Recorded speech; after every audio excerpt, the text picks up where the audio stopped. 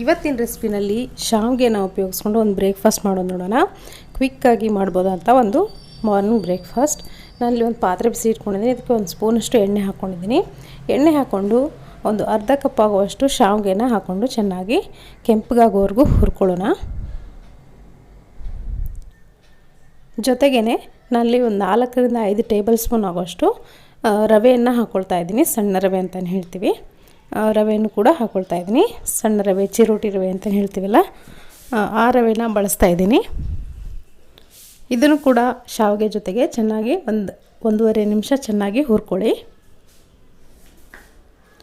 So ಇವಾಗ ಚೆನ್ನಾಗಿ ಕೆಂಪಗಾದ್ಮೇಲೆ ನಾನಿಲ್ಲಿ ಇದನ್ನು ಒಂದು ಎಂಟಿ ಬೌಲ್ಗೆ ಟ್ರಾನ್ಸ್ಫರ್ ಮಾಡ್ಕೊಳ್ತೀನಿ.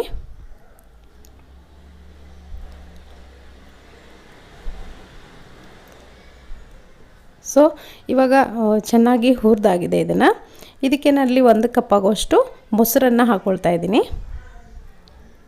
ಮೊಸರು ಹಾಕ್ಕೊಂಡು ಚೆನ್ನಾಗಿ ಮಿಕ್ಸ್ ಮಾಡ್ಕೊಳ್ಳಿ. ಇದನ್ನು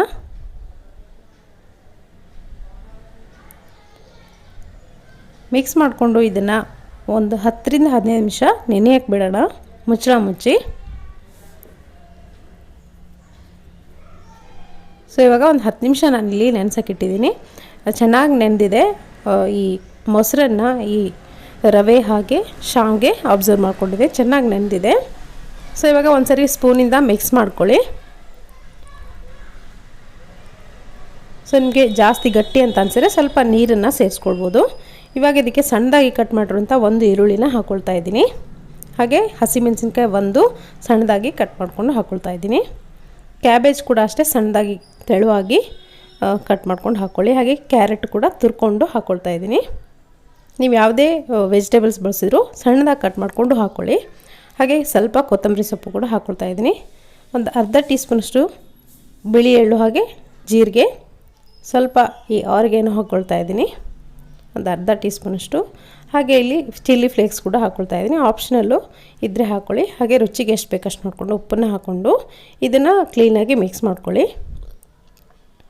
ಆವಾಗಲೇ ನಾವು ರೆಡಿ ಮಾಡಿದ ಶಾವಿಗೆ ಮಿಕ್ಸರ್ ಇದೆ, ಅದ್ರ ಜೊತೆಗೆ ವೆಜಿಟೇಬಲ್ಸ್ ಚೆನ್ನಾಗಿ ಬೆರಿಬೇಕು.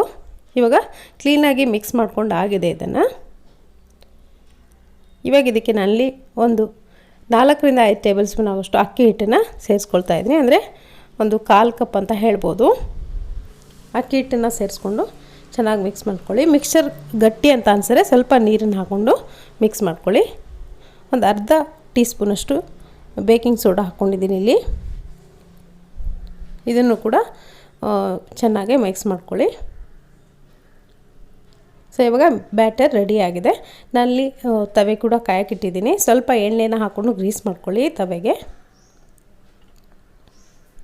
ಸೊ ಇವಾಗ ನಿಮ್ಗೆ ಎಷ್ಟು ಬೇಕೋ ಅಷ್ಟು ಆಕಾರಕ್ಕೆ ನೋಡಿಕೊಂಡು ಒಂದು ದೋಸೆ ಆಕಾರಕ್ಕೆ ನೀವು ಇಲ್ಲಿ ಹಾಕ್ಕೊಳ್ಬೋದು.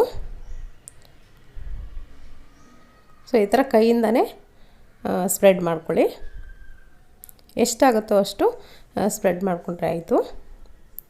ಸೊ ಈ ಬ್ರೇಕ್ಫಾಸ್ಟ್ ಏನಿದೆ ದಿಢೀರಾಗಿ ಆಗುವಂಥದ್ದು, ಯಾವುದೇ ಹಿಟ್ಟು ರುಬ್ಬೋ ಅಗತ್ಯ ಇಲ್ಲ. ಸೊ ಮೇಲ್ಗಡೆ ಸ್ವಲ್ಪ ಎಣ್ಣೆನ ಹಾಕ್ಕೊಂಡು ಒಂದೊಂದು ಕಡೆನೂ ಚೆನ್ನಾಗಿ ಒಂದು 2 ನಿಮಿಷ ಫ್ರೈ ಮಾಡಿಕೊಂಡ್ರೆ ಆಯಿತು. ಸ್ವಲ್ಪ ಗೋಲ್ಡನ್ ಬ್ರೌನ್ ಆಗೋವರೆಗೂ ಚೆನ್ನಾಗಿ ಮೀಡಿಯಮ್ ಹೈ ಊರಿನಲ್ಲಿ ಇಟ್ಕೊಂಡು ಫ್ರೈ ಮಾಡ್ಕೊಂಡು ಇದನ್ನು ತೆಗೆದ್ರೆ ಆಯಿತು. ಇದ್ರ ಜೊತೆಗೆ ಕಾಯಿ ಚಟ್ನಿ, ಟೊಮೆಟೊ ಕೆಚಪ್ ಏನು ಬೇಕಿದ್ರೂ ಆಗುತ್ತೆ.